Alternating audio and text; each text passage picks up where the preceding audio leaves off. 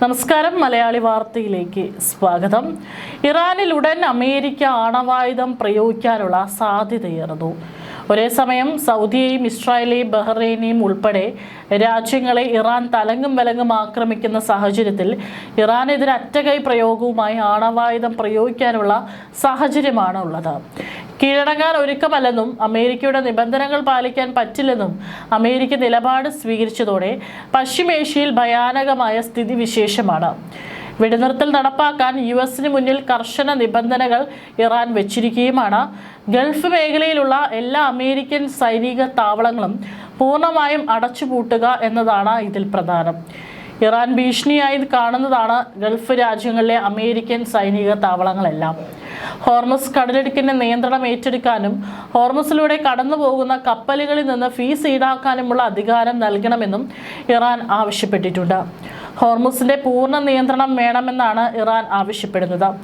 ഇറാന് മേൽ ഏർപ്പെടുത്തിയിരിക്കുന്ന എല്ലാ സാമ്പത്തിക ഉപരോധങ്ങളും പിൻവലിക്കുക, യുദ്ധം മൂലമുണ്ടായ നാശനഷ്ടങ്ങൾക്ക് സാമ്പത്തിക നഷ്ടപരിഹാരം നൽകുക, ഹിസ്ബുള്ളക്കെതിരായ ഇസ്രായേലിന്റെ സൈനിക നീക്കങ്ങൾ അവസാനിപ്പിക്കുക തുടങ്ങിയവയാണ് ഇറാൻ മുന്നോട്ട് വെച്ചിരിക്കുന്ന പ്രധാന നിർദ്ദേശങ്ങൾ.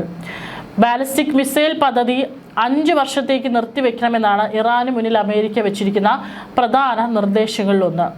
യുറേനിയം സമ്പുഷ്ടീകരണത്തിന്റെ അളവ് കുറയ്ക്കുകയും അന്താരാഷ്ട്ര ആണവോർജ ഏജൻസിയുടെ പരിശോധനകൾ അനുവദിക്കുകയും ചെയ്യുക, ഹിസ്ബുള്ള, ഹമാസ് തുടങ്ങിയ ഗ്രൂപ്പുകൾക്കുള്ള ധനസഹായം നിർത്തലാക്കുക തുടങ്ങിയ കർശന നിബന്ധനകളാണ് അമേരിക്ക ആവശ്യപ്പെടുന്നത്. അതിനിടെ കുവൈറ്റ് രാജ്യാന്തര വിമാനത്താവളത്തിലെ ഇന്ധന ടാങ്കിന് നേരെ ഇറാൻ ഡ്രോൺ ആക്രമണം നടത്തി. ഇന്നലെ രാത്രി സൗദിയിൽ വിവിധയിടങ്ങളിൽ ഇറാൻ മിസൈൽ വർഷം നടത്തിയിരുന്നു. ഇന്ധന ടാങ്കിന് തീപിടുത്തമുണ്ടായെങ്കിലും ആളപായം ഉണ്ടായിട്ടില്ല. അതേസമയം കിഴക്കൻ പ്രവിശ്യയിലേക്ക് വന്ന ബാലിസ്റ്റിക് മിസൈലുകളെയും ഡ്രോണുകളെയും ഫലപ്രദമായി തടഞ്ഞതായി സൗദി പ്രതിരോധ മന്ത്രാലയം അറിയിച്ചു. ഇസ്രായേലിന് നേരെ ഇറാൻ ആക്രമണം തുടരുകയാണ്. വ്യോമപ്രതിരോധം ഭേദിച്ചെത്തിയ ഇറാൻ ബാലിസ്റ്റിക് മിസൈലുകൾ പതിച്ച് 2 ഇസ്രായേൽ നഗരങ്ങളിൽ വ്യാപക നാശമുണ്ടായി. ഇതിൽ 80ഓളം പേർക്ക് പരിക്കേറ്റു. ലിറ്റിൽ ഇന്ത്യ എന്നറിയപ്പെടുന്ന ഡിമോണയിലാണ് ഇറാൻ ആക്രമണം നടത്തിയത്. ഇസ്രായേലിന്റെ രഹസ്യ ആണവ നിലയത്തിനും നെവാറ്റിം വ്യോമതാവളത്തിനും സമീപത്തുള്ള പ്രദേശത്താണ് ഡിമോണ. മഹാരാഷ്ട്രയിൽ നിന്ന് കുടിയേറിയ ഇന്ത്യൻ ജൂതർ തിങ്ങിപ്പാർക്കുന്ന പ്രദേശമാണിത്.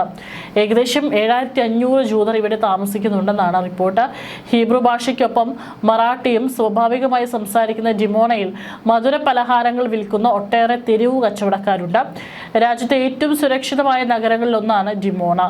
റഡാർ സംവിധാനങ്ങൾ, ഇന്റർസെപ്റ്റർ തുടങ്ങി ശക്തമായ പ്രതിരോധ സംവിധാനങ്ങൾ അവിടെയുണ്ട്. അതിനെ മറികടന്നാണ് ഇറാന്റെ മിസൈൽ ഡിമോണയിൽ പതിച്ചതാണ് സൈന്യത്തെയും ഭരണകൂടത്തെയും അസ്വസ്ഥമാക്കുന്നത്.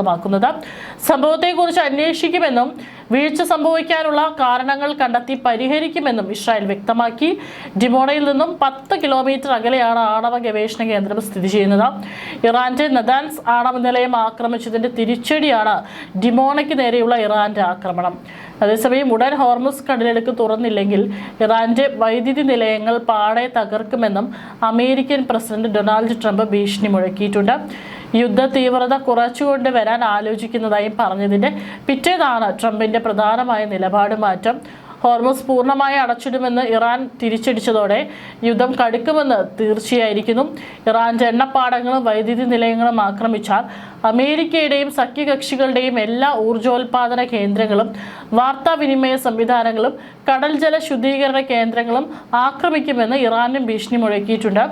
ബഹ്റൈനെ ലക്ഷ്യമിട്ട് ഇറാൻ നടത്തിയ മിസൈൽ ഡ്രോൺ ആക്രമണത്തിൽ UAE സായുധ സേനയിലെ മൊറോക്കൻ സിവിൽ കോൺട്രാക്ടർ ഇന്നലെ കൊല്ലപ്പെട്ടു. സംഭവത്തിൽ നിരവധി ബഹ്റൈൻ UAE സൈനികർക്ക് പരിക്കേറ്റതായി റിപ്പോർട്ടുണ്ട്. ഇറാന്റെ വ്യോമാക്രമണങ്ങളെ പ്രതിരോധിക്കാനുള്ള പ്രവർത്തനങ്ങളിൽ പങ്കുചേരുന്നതിനിടെയാണ് മരണം. അതേസമയം ഗൾഫ് രാജ്യങ്ങൾക്ക് പ്രതിരോധ കവചം ഒരുക്കാൻ ബ്രിട്ടൻ സൈനിക സഹായം പ്രഖ്യാപിച്ചതും മറ്റൊരു പ്രധാന നീക്കമായി. ബഹ്റൈൻ, കുവൈറ്റ്, സൗദി അറേബ്യ എന്നീ രാജ്യങ്ങൾക്ക് ഹ്രസ്വദൂര വ്യോമ പ്രതിരോധ സംവിധാനങ്ങൾ അടിയന്തരമായി എത്തിക്കുമെന്നും ബ്രിട്ടീഷ് പ്രധാനമന്ത്രി കെയർ സ്റ്റാമർ അറിയിച്ചു. കുവൈറ്റിൽ ഡ്രോണുകളെ പ്രതിരോധിക്കാൻ ശേഷിയുള്ള റാപ്പിഡ് സെൻട്രി സംവിധാനം വിന്യസിക്കുമെന്നും അദ്ദേഹം പ്രസ്താവിച്ചിട്ടുണ്ട്.